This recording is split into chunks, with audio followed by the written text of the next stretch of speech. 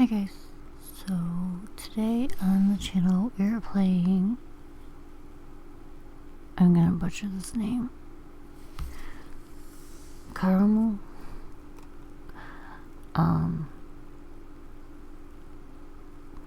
So it's about a yandere ex-boyfriend that you run into, and I think there's some paranormal aspects in it as well,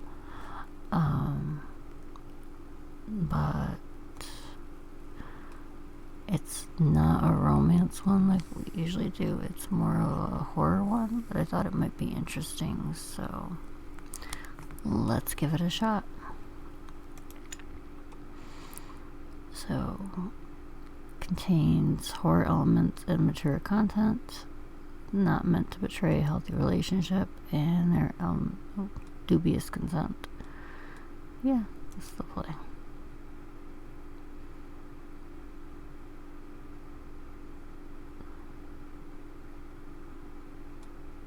Maybe? Oh, okay. Thank you very much for, would you like to try the basic tutorial? Yes. Here are the controls. Automatically plays the story. Skips. Okay.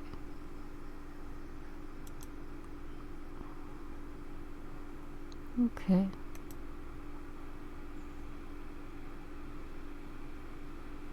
Log brings up his, okay. And then, okay. Gotcha. Okie dokie.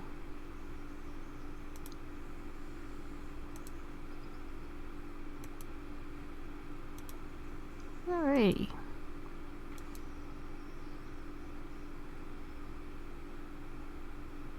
Alright, that's good to know. Alright.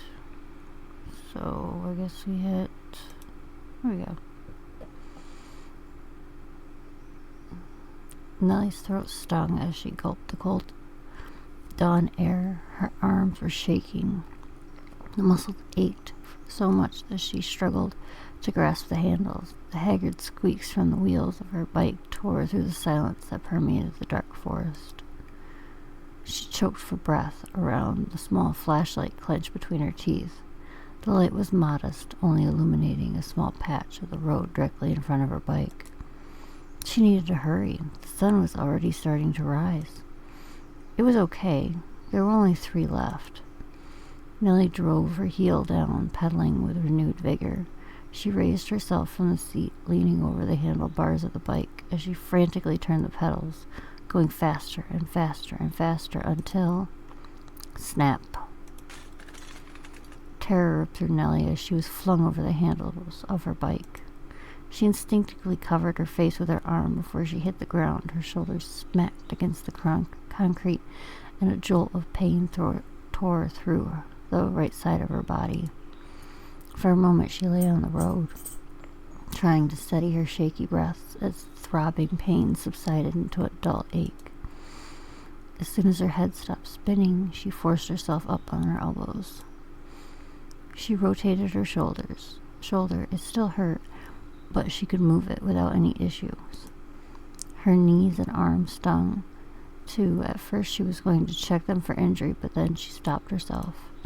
She got up on her knees and looked around, squinting in an attempt to pierce the murkiness of the early dawn light. Heart pounding, she patted the ground all around her. She found it. She breathed a sigh of relief. The yellow bag had fallen off to the side. She pulled it closer and examined it carefully. The zipper was shut tight. Everything was still inside. She slung the bag back over her shoulder and retrieved the fallen flashlight before returning her attention to the bike. It had collapsed on its side, wheels still spinning. The chain had come undone, draped over the ground like a dead snake. She picked up the train. It was strangely slack. Nellie. She looked up. Cold tingles ran down her neck and through her spine, sending a chill running all the way down to her fingers and toes. Raku was standing over her.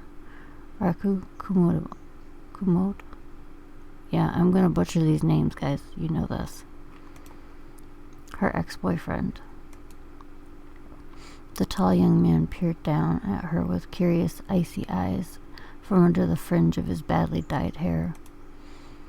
What was he doing here? How could he be here, right now, at this exact moment, right when she would have done anything to avoid seeing him?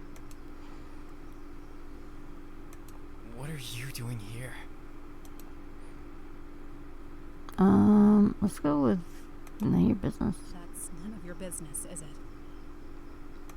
Right. He sheepishly rubbed the back of his neck. I was out for a walk myself. Drank too many energy drinks to power through the night, so I'm trying to burn off some of the caffeine. His voice trailed off.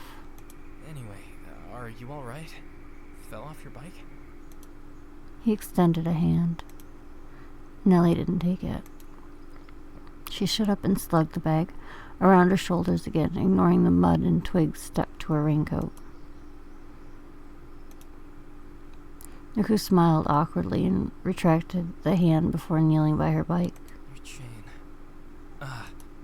It's broken. What? Urku picked up the broken ends of the chain and waved them around. Don't think you'll be able to ride it for a while, unfortunately. You're heading home, right? Me too. I'll walk with you. Nellie's voice caught in her throat. She tried to think of some excuse, anything that she could blurt out to make him go away, but she couldn't think of anything. Urku's face softened with a melancholic expression. We don't have to talk. I just don't want to leave you alone out here. Not after what happened to Sana. Nellie bit her lip. Sana, her roommate and her best friend since middle school, had vanished 3 months ago. A week later, her body was found at the bottom of a cliff in this very forest, mangled beyond recognition. A tragic hiking accident. Let's go with... Alright. I'm probably gonna regret this, though. Alright. She tried to rack her brain for an excuse, but she had no good reason to say no. Raku extended a hand. Want me to carry the bag for you? No. Nellie jerked away. Let's just say nothing. It's none of his business, right? She held the bag close. He didn't respond. Instead, he placed both hands on the bike handles and started to walk it down the road. To Nellie's relief, Raku stayed true to his word. Normally, he was quite talkative, rambling to her about whatever nerdy hobby captivated him that week. Now he didn't say a word. In fact, he was barely looking at her. He just continued walking, only casting an occasional glance at Nellie to make sure he was walking at her pace. When she was certain that he wasn't looking, Nellie peeked at her ex-boyfriend out of the corner of her eye. The circles under his eyes were as dark as ever, permanently tattooed reminders of his horrific sleeping habits. They stood out darkly against the anemic pallor of his skin. He was unusually on the paler side, but he looked even more sickly than normal. Maybe he hadn't been getting enough sleep. Other students at their university used copious amounts of caffeine to fuel last-minute homework assignments or a late-night cram session, but Nellie knew better. Raku had definitely stayed up all night, reading with his guild in his latest MMORPG addiction.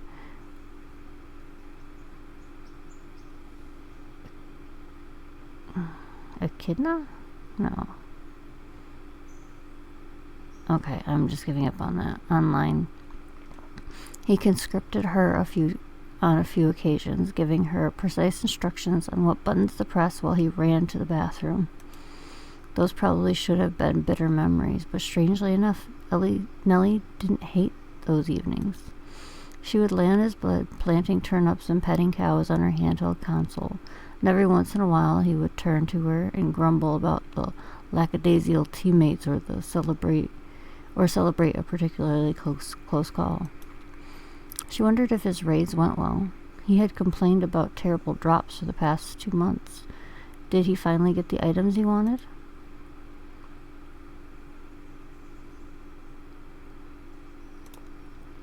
Something hit her face. She reached up and wiped the raindrop trickling down her forehead. But as soon as she did, another droplet hit her face, and then another, and another. Soon a torrent of water was assaulting them. Nellie drew her hood over her head, guarding from the onslaught by her raincoat. Raku wasn't so lucky. Over there! He grabbed her hand, ushering her to an old bus stop at the side of the road. When they entered, Raku wheeled the bike inside and leaned it against the back wall. Lucky. Glad this was here. He wiped his face with his sleeve and ran a hand through his hair, flicking some of the water out. You were even luckier, though. What do you mean? He pointed at her coat. I'm surprised you thought to wear a raincoat. Rain wasn't anywhere on the weather forecast this morning. It was kind of humid, so... Raku seemed to accept the explanation. He leaned the bike to the side and looked around the inside of the bus stop. I wonder if the buses still come to this stop. There's no sign. He took his phone out of his pocket of his jeans and wiped it on his sweatshirt before thumbing through the map apps. No reception. Can't load anything. He squinted at the stormy gray sky. Maybe it'll stop soon. No choice but to wait. He plopped himself on the bench, crossing his legs and leaning his elbow on his knee. Nellie chewed her thumb, glaring at the raindrops falling all around them. Should she leave? But if she did that, he might be suspicious, and she couldn't abandon her bike here. Her bag wasn't waterproof either. She brushed off the bench and sat down too. Raku tried to hide a smile. He rubbed the back of his neck and looked all around the inside of the bus stop, his gaze straying to every nook and cranny before finally landing on Nellie. So, what have you been up to lately? Nothing much. Working on my thesis. Let's talk about our thesis. Been spending most of my time in lab. The results are disappointing so far. Raku was in a completely different department. He had no way of knowing if she was lying. Disappointing how? Nellie wanted to curse. Normally she would have invited questions about academics since school was half her personality, but this really wasn't the time for it.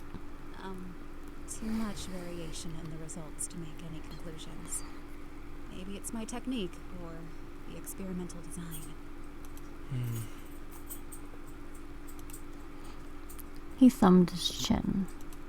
Well, you're brilliant and you work harder than anyone, so I know you'll work it out. Nellie tried to smile, but her mouth just tightened.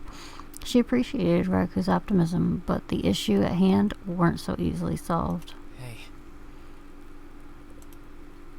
He looked her up and down, brows furrowing, scrutinizing the mud on her leggings and raincoat. Nellie shrank under his attentive appraisal. You're hurt. Huh? She looked down. As she sat on the bench, the raincoat was pulled up, revealing her knees. Holes had been ripped in both of her leggings, exposing the skin beneath. One knee had a small red patches where it had been rubbed raw against the ground. The other had been completely skinned. Blood ran down in dark crimson rivulets, staining her leggings in a muddy purple. Nellie blinked. Why hadn't she felt anything? Was it the cold or the adrenaline? Raku knelt by her knees and rummaged around in his inner pocket, fishing out a white handkerchief. He wiped the blood that was trickling down her leg before diverting his attention to the wound. He dabbed at it, carefully wiping the exposed flesh. Her ex-boyfriend had unfortunately spent all of his skill points on his academic smarts, coding skills, and gaming prowess. He was sorely lacking in most of life's necessary abilities. There was always a 50% chance that his toast would emerge completely charred. He kept his papers in haphazard organized piles on the floor. Somehow he even managed to sew an entire shirt sleeve shut while attempting to reattach a button. The button was sadly not attached. But he was always meticulous, no matter how small the task. Riku expended 120% effort.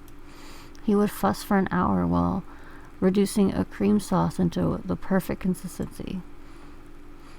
When he did her laundry, he carefully smoothed out every wrinkle. When she went out out of town and asked him to take care of her cat, he shared a spreadsheet with her detailing every aspect of the pet's care. As she watched him painstakingly try to remove every speck of dirt from her scraped knee, those little memories floated through Nellie's head, refusing to leave no matter how hard she tried to push them away.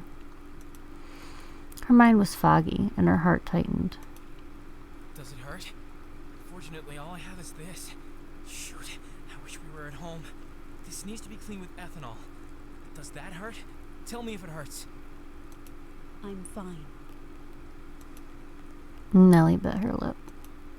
Her knee didn't hurt, but the sight did. Riku kneeling next to her, worrying and tending to her scrapes and bruises. They had broken up. She should have been a stranger to him, less than a stranger. Riku tied the handkerchief around the scrape, making sure that it wasn't too tight. How's that? Okay? It's fine. She swallowed, the lump in her throat bobbing in place, refusing to disappear. Somehow the blood got on the outside of your coat, too. Not a lot, though. He scrubbed a few spots on the bottom of the raincoat. He gave her coat one last wipe with the handkerchief before getting up and returning to his seat. I'm sorry. I didn't notice you were hurt. I said it's okay. They stewed in silence for around 10 minutes, but as they sat, Nellie could tell that Riku was growing increasingly tense. His leg bounced as he chewed on his lip. Finally, he turned toward her. Melly, can we talk? Here it was. He wanted to talk. Of course he did. They had dated for almost a year and a half. They had even discussed their future plans together. If Riku had sent her a text out of the blue saying, "I'm breaking up with you," then she would have had questions too.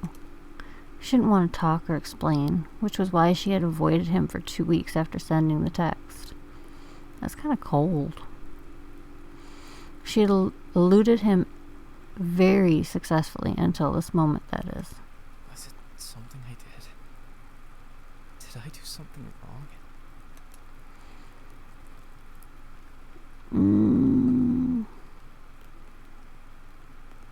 We're graduating soon? Because she seems to like the suffocating stuff. Let's go with that one. We're graduating soon. I'll go to veterinary school. You'll probably get a job on the other side of the country. Long-distance relationships rarely work. How many years are we going to text and video chat? It's unrealistic. You don't know that it won't work. I can find something where I can work remotely. If not, then we can still at least try. If you're willing, then I'm willing. Aww. Any relationship takes effort. A long-distance one just takes a little more effort, that's all. We were talking about moving in together a month ago. I don't understand how your feelings change so quickly. They just did. She looked down and twisted her fingers together. She hesitated to say anything further. It felt like she was standing on the edge of a precipice, and a single word would send her tumbling into the abyss. Is it because of what I did to Ji-hoon? Because I didn't apologize? He gritted his teeth. You know why I did it. You heard all those things he was saying about Sana. Insisting that she was addicted to social media, saying she probably fell because she was trying to take a cute selfie with the sunrise. How could he say that? About his own girlfriend. He deserved more than one punch. Nellie's mouth tightened. She wanted to protest, to say that that wasn't it. In reality, Riku's outburst had been gratifying. At the memorial, she sat in silence, trying to ignore Jehun's prattling so that she could focus on honoring Sana. The seconds felt like grueling hours, and she wanted to sew Jehun's mouth shut. When Raku finally hit him, it felt as if Raku had taken all of her bubbling indignation and anger and shoved it in Jehun's face. Well, I mean, if it's not that. Then why? When I asked for your number the first time, I didn't really think you'd give it to me. After all, you're you. I'm me. I didn't think I had a shot with you, but I had to ask. I would have cursed myself if I didn't even try. And you gave it to me. And then you said yes when I asked you out for lunch, and then you kept saying yes. I was so happy, but I also thought that maybe you just viewed me as your gaming friend. So I asked, is this a date? And then you laughed and said, of course it's a date. At that moment, I felt this pang in my chest. I realized something. All of the messy, revolting things that had happened up until that point. The vile vulgarity of my own existence. It was because I had already spent all the luck I had in this lifetime to meet you. I had never met anyone like you before. Even though life hasn't been kind to you, you always find room in your heart to be kind to others. People, plants, animals. Even something as little and creepy and disgusting as an insect. I still remember when you found a spider in your apartment. Not a small one either. It was perched on the wall above your bed, barely holding on with 3 broken legs. You reached out and caught it in your hands. It would have been so easy to squish it right then and there. But you didn't. You opened the window and let it go. At that moment, I knew you were special. Really special. I don't remember that at all. Did I do that? Raku laughed. You did. I guess you wouldn't remember. It was such a small thing. But I remembered. Raku turned toward Nellie and slowly extended his arms around her. She stiffened slightly, but she didn't pull away. Crap. She stiffened slightly, but she didn't push him away.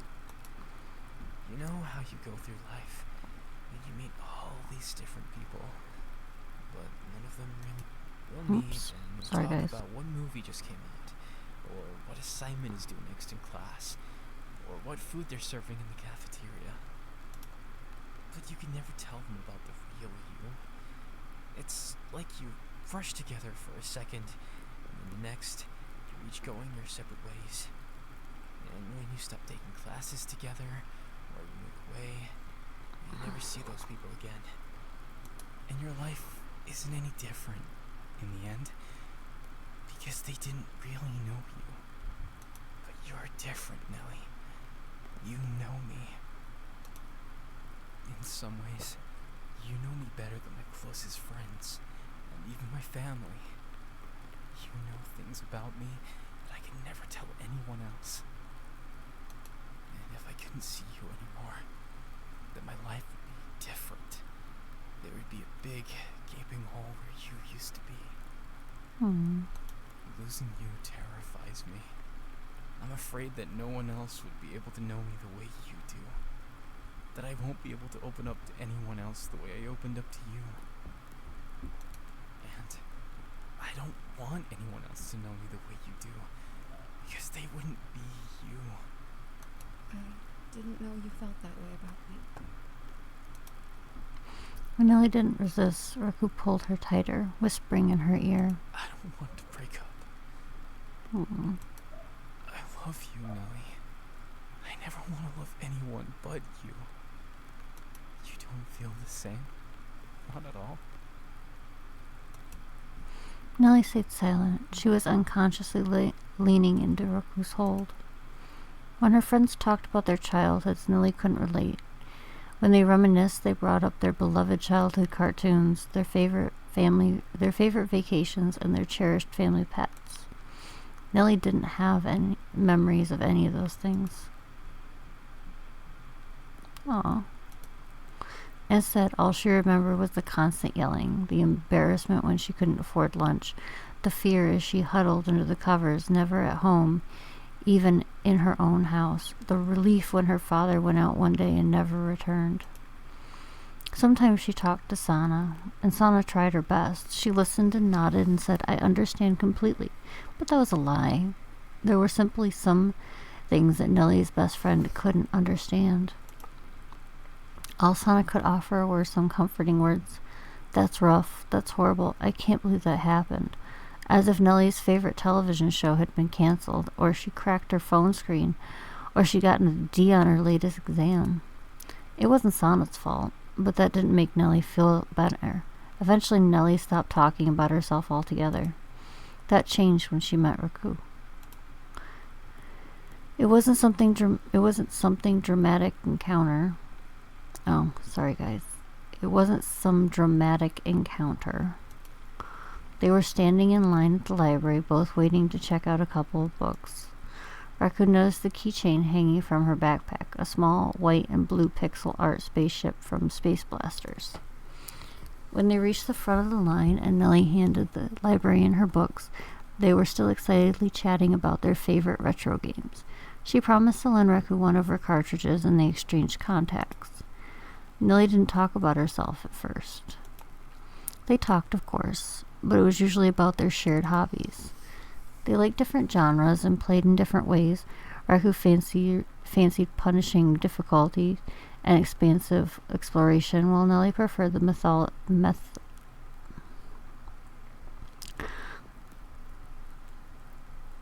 methodically leveling her characters with optimized strategy. Still, they had plenty in common.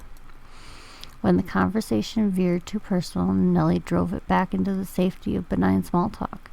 Yet Raku had a way of methodically tearing down her carefully constructed barriers. As they lounged on his bed, full and drowsy from eating too much cheap pizza, the words started slipping out of her mouth one by one. For Nellie, Raku was different. When he listened to her darkest thoughts, he didn't look at her with pity, skepticism, disgust, or apathy. He looked at her with understanding, as if he'd been with her every step of the way. Raku was special. That's exactly why they had to break up. She couldn't involve him in her life or her problems. She had to end it. Nellie wormed her hands between their bodies and pushed Raku away, forcefully. Let's just be firm. I don't want to date you anymore. End of story. It's not a discussion. So that's it? It's over? Just like that? Nellie's voice was resolute. It's over. Oh, that's sad. It's over. It's over. It's over. Every time he repeated himself, his face darkened. Even though I've loved you for years. Even though I loved you this much. He lowered his head, dragging a hand through his hair as he turned away from her. He returned to the other side of the bus stop, leaning one hand heavily against the wall as raindrops dampened his worn-out orange sneakers. Nellie thought about responding. She considered spouting a few words of comfort, reassuring her ex-boyfriend with some cliché lines, "It's not you, it's me. I'm not good enough for you." She was his first serious girlfriend. He had told her as much. He'd never experienced heartbreak. He was a child crying over his first scraped knee, acting like his leg had been amputated without oh my gosh.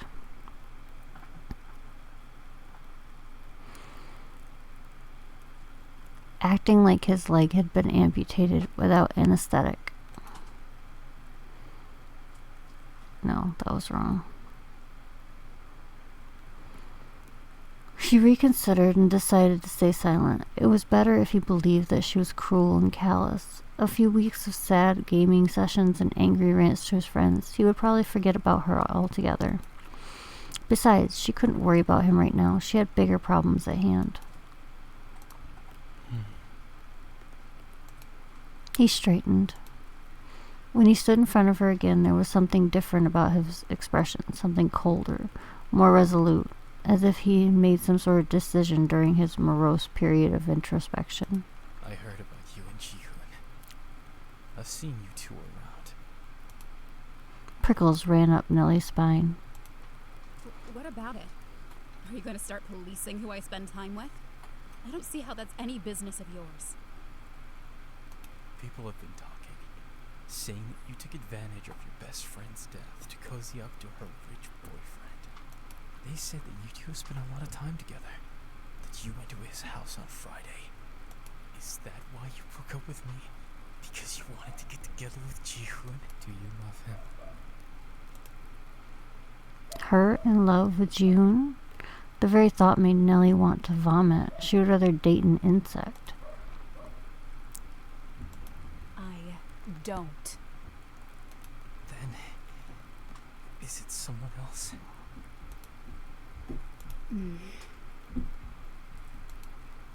She didn't want to lie, but if she stayed quiet, then maybe Raccoon would come to his own conclusions and drop the matter. What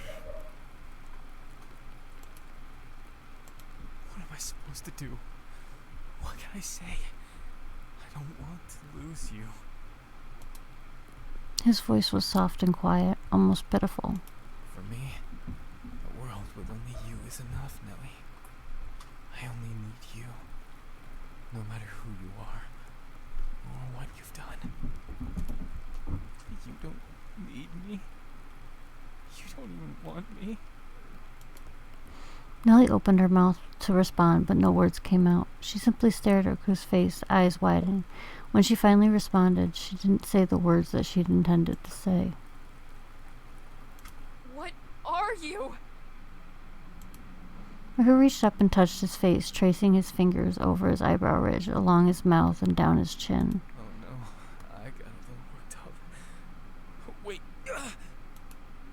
Nellie leaned back on her elbows and booted Raccoon square in the chest. He coughed as the air was knocked from his lungs, landing hard in a puddle on the concrete.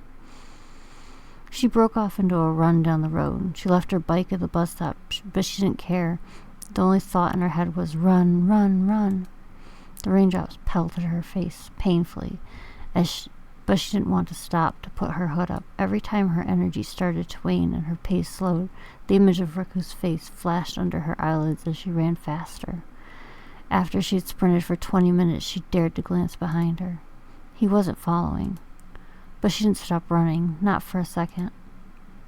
By the time she made it back to town, it had stopped raining, and the sun was high in the sky, ready to make the trip down. As she approached her apartment building, the town was dyed in sunset hues, and the skies was beginning to dim. She sprinted to the entrance, looking behind her every so often. When she was inside, she darted up the stairs, which whined at every frantic step. Nellie went to her apartment and fumbled with her keys out of her pocket. She slammed the door shut behind her. The first thing she did when she entered the darkened room was scoop up her cat, who sashayed up to her, meowing for attention and food. Nellie forcefully turned the lock on her door, as if the extra effort would somehow make the bolt more secure. As she checked the lock, she had a sudden chilling realization. Riku had a key to her apartment.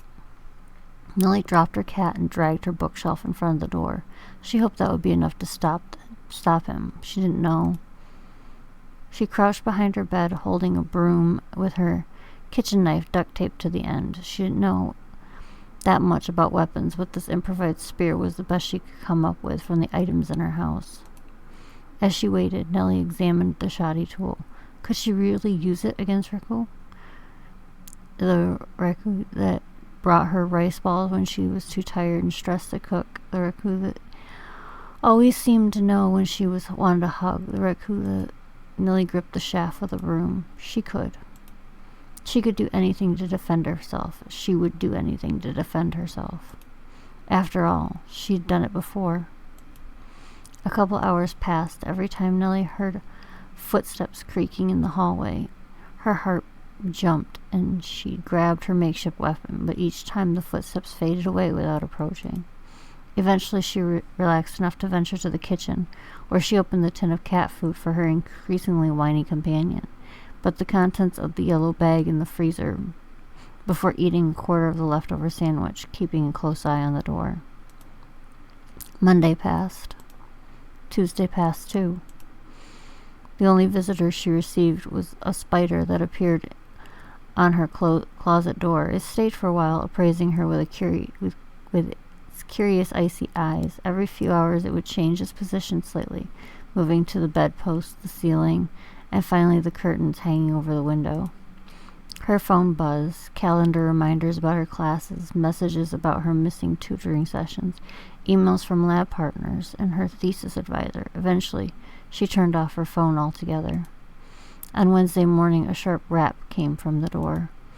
Nellie hurried next to the bed, holding her cat close. She worried that the bookshelf wouldn't hold. A human voice emanated from behind the door. It wasn't Raku. Nellie Owens? This is the police. I'll definitely rescue you. Wait for me.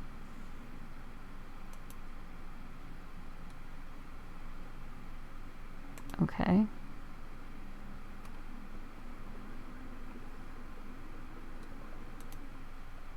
The end. That's the end? Oh, okay.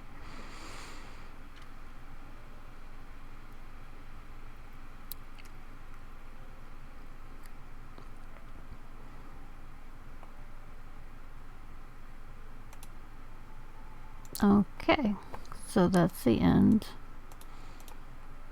Whoops, didn't mean to do that. It was interesting. Apparently there are 2 more endings, and I don't know if that was I'm assuming that was the good ending. I mean, we didn't die. So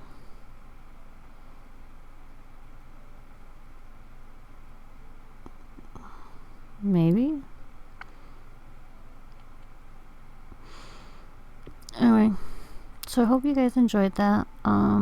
Not sure that I'm going to play through it again to unlock the other ending, or to see the other endings, because I just wasn't feeling that much for it. I was kind of sad, in my opinion, and not at all what I was expecting. So, yeah. But if you enjoyed it, you guys can go download it. I'll put the link in the description so you can do it for yourselves. And I hope you will come back and visit me for the next one. See you later. Bye-bye.